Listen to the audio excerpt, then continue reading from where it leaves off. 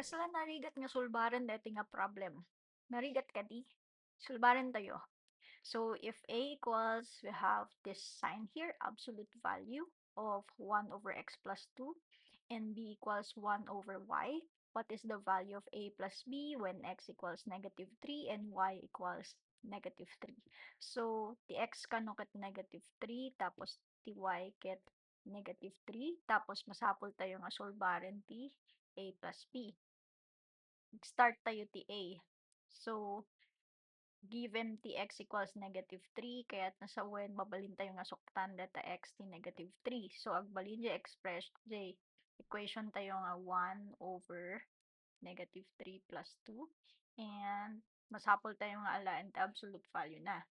So, agbalin no ka dito nga 1 over negative 1.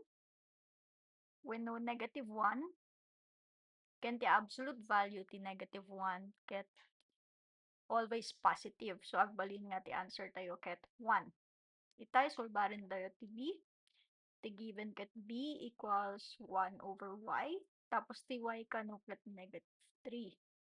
So, nasuktan tayo agbalin nga 1 over negative 3. Or, it's just negative 1/3. Itaan ituloy tayo solbarin tayo ti a plus b. So, a plus b, nasolbar tayo ti a ket 1. Tapos, plus b, that's plus negative 1/3. Tapno alalis to, suktan tayo ti 1 as 3 over 3.